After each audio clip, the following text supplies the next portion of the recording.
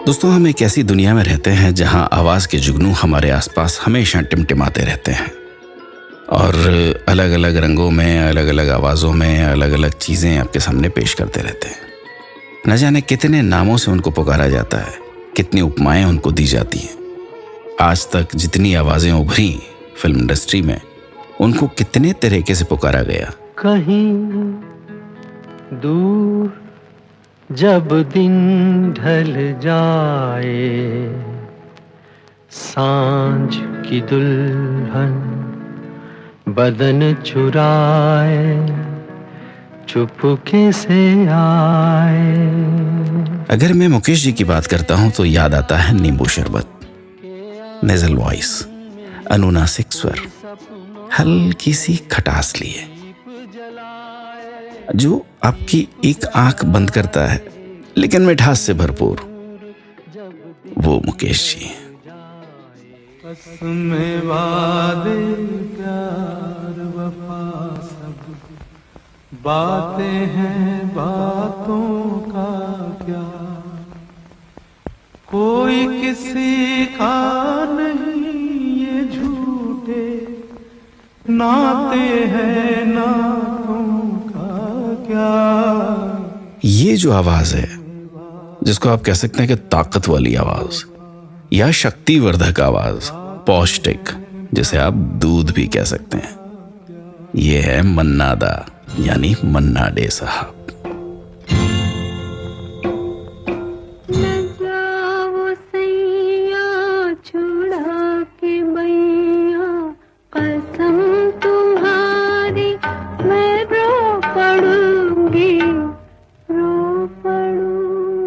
अगर आपका कड़क फिल्टर कॉफी पीने का दिल करता है, आपको लगता है कि कोई आवाज है जो आपकी नींद उड़ा देती है, एक ऐसी आवाज जिसे बार बार सुनने का दिल करता है, जी हाँ, गीता दत्त की आवाज।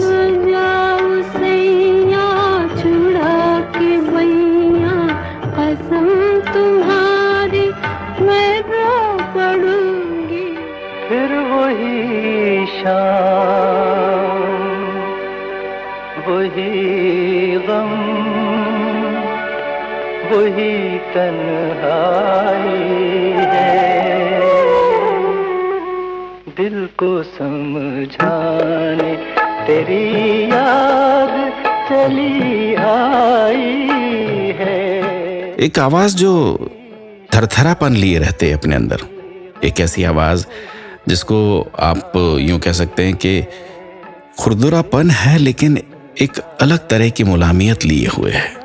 आप नारियल पानी भी कह सकते हैं, या फिर यूं अगर कहना चाहें तो मलाईदार मुलायम, हल्की सी मिठास वाली आवाज, जिसे वेलवेट वॉइस भी कहा गया, यानी तलत महमूद की आवाज।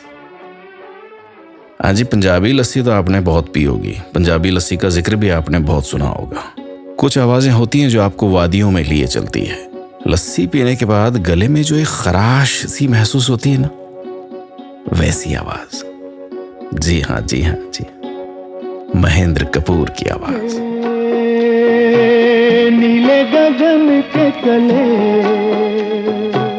धरती का प्यार पले, ऐसे ही जग में आती है सुबह, ऐसे ही शाम ढले। अच्छा, कुछ चीजें ऐसी होती हैं कि जिसको आप धीमे धीमे चुस्की लेते हुए पीते हैं। यानी एक संडे है आपके पास, एक दोपहर है, बाहर धूप है, आप अपने ही घर में, रिकॉर्ड प्लेयर चल रहा है और एक गिलास भरा हुआ है, हेमंत कुमार की आवाज। या दिल की सुनो दुनिया वालों, या मुझको अभी चुप रहने दो, मैं गम को खुशी कैसे कह दूं, जो कहते हैं उनको कहने दो, या दिल की सुनो दुनिया वालों।